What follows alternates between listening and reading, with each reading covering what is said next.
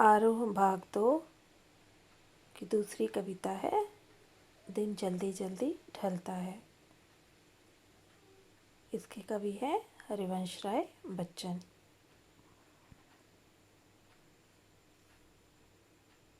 बच्चन जी का जीवन परिचय।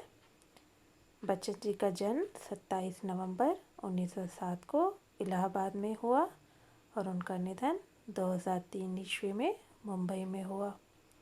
इनके काव्य संग्रह हैं मधुशाला, मधुबाला, मधुकलश, निशा निमंत्रण, एकांत संगीत, आकुल अंतर, मिलन यामिनी, सत्तरंगिनी, आरती और अंगारे, नए पुराने झरोखे, टूटी फूटी कड़ियाँ।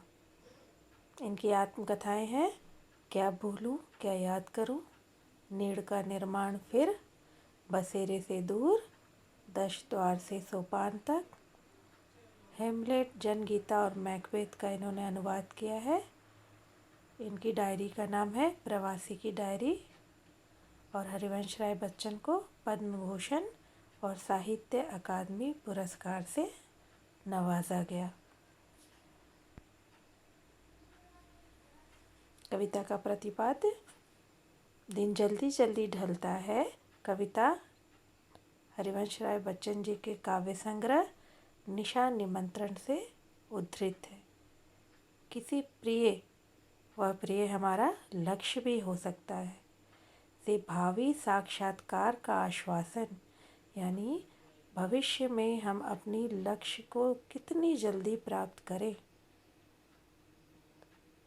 उसकी वजह से हमारे जो प्रयास रूपी पग होते हैं उसकी गति में चंचलता अर्थात तेजी भर जाती है। यानी अपने लक्ष्य को प्राप्त करने के लिए जब हम अपने लक्ष्य के करीब होते हैं तो हमारे जो प्रयास हैं और उत्साह से हम उसे दुगने रूप में करना प्रारंभ करते हैं। अन्यथा हम शिथिलता और फिर जड़ता को प्राप्त करने के लिए अभिशप्त हो जाते हैं। यह गीत इस बड़े सत्य के साथ समय के गुजरते जाने के एहसास में लक्ष्य प्राप्ति के लिए कुछ कर गुजरने का जज्बा भी लिए हुए है।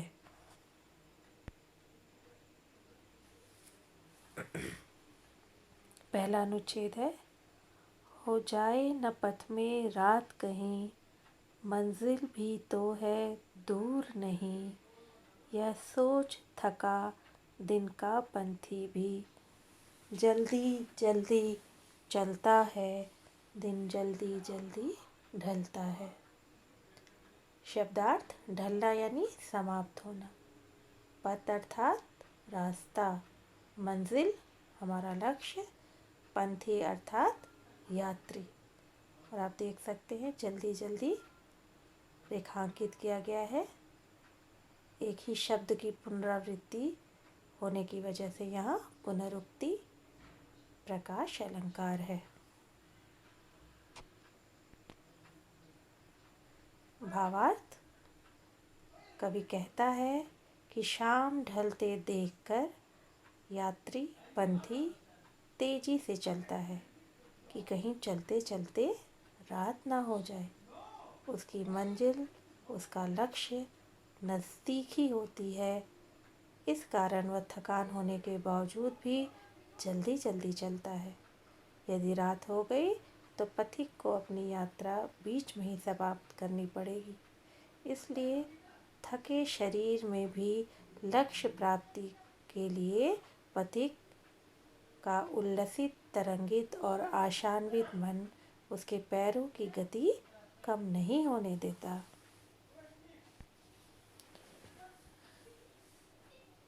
बच्चे प्रत्याशा में होंगे, नीड़ों से झांक रहे होंगे, यह ध्यान परों में चिड़ियों के, भरता कितनी चंचलता है, दिन जल्दी जल्दी ढलता है। प्रत्याशा यानी आशा, नीड़ घोंसला, पर अर्थात पंख, चंचलता यानी अस्थिरता। यहाँ कवि कहना चाहते हैं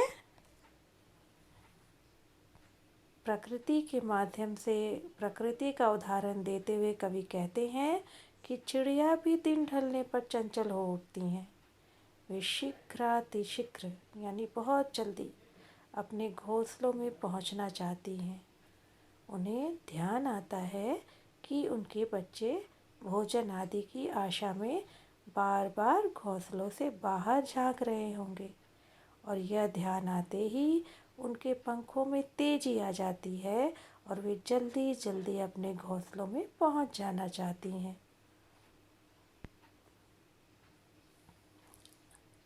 आखिरी अनुच्छेद।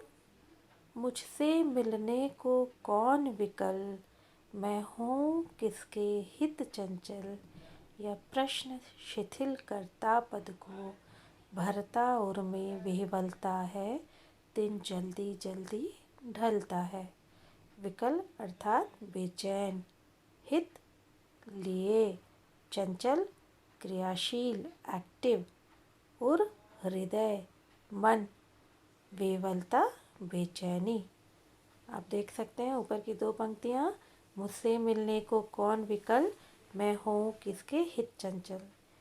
इसका रंग अलग है और दोनों पंक्तियाँ समाप्त होती हैं जहाँ वहाँ प्रश्नवाचक चिन्ह है, अर्थात यहाँ पे प्रश्न अलंकार है। इसका भावार्थ, कवि कहता है कि इस संसार में वह अकेला है, इस कारण उससे मिलने के लिए कोई व्याकुल नहीं होता, उसकी कोई प्रतीक्षा नहीं करता। वह भला किसके लिए भाग कर घर जाए। कवि के मन में प्रेम तरंग जगने का कोई कारण नहीं है। कवि के मन में यह प्रश्न आने पर कि मेरा कौन इंतज़ार कर रहा है, उसके पैर यानी उसके चलने की गति शिथिल हो जाती है, धीमी हो जाती है और उसके हृदय में एक व्याकुलता बेचैनी भर जाती है कि दिन ढलते ही रात हो जाएगी और रात में उसका एकाकीपन अर्थात अकेलापन, उसके प्रिया की जो वियोगावस्था है उसकी वजह से उसे जो दुख होता है वह उसे अशांत कर देगी, उसे बेचैन कर देगी। इससे उसका हृदय पीड़ा से बेचैन हो उठता है। काव्य का कला पक्ष अर्थात शिल्प सौंदर्य। भाषा खड़ी बोली हिंदी है, अत्यंत सरल, संगीतमय, सुकोमल और प्रवाहमयी। अलंकार जल्दी जल्दी में पुनरुक्ति प्रकाश अलंकार है। प्रश्न अलंकार है, मुझसे मिलने को कौन विकल और मैं हूँ किसके हित चंचल। इस कविता में शांत रस है, तुकांत और गीतात्मकता है, अर्थात इस कविता को गाया जा सकता है। और आप देख रहे हो कि बार बार कवि ने लिखा है दिन जल्दी जल्दी ढलता है, यानी दिन जल्दी जल्दी ढलता है कि आवृत्ति बार बार होती है, जैसे कि किसी गीत में स्थायी पंक्ति की आवृत्ति बार बार होती है।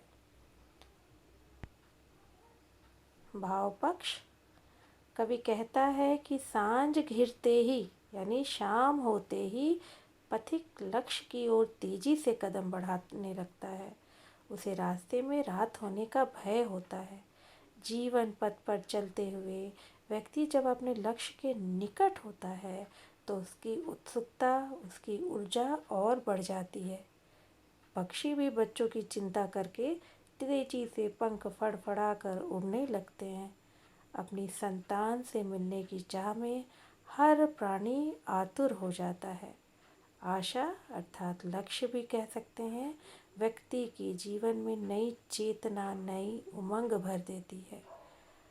जिनके जीवन में कोई आशा नहीं, लक्ष्य नहीं, वे शिथिल हो जाते हैं, उदास हो जाते हैं, उनका जीवन नीरस हो जाता है, उनके भीतर उत्साह समाप्त हो जाता है। अतः रात जीवन में निराशा नहीं, इस कविता में रात जीवन में निराशा नहीं अपितु आशा का संचार भी करती है। कुछ प्रश्न है। राही दिन ढलने से पूर्व ही मंजिल पर पहुंच जाना चाहता है, ऐसा क्यों?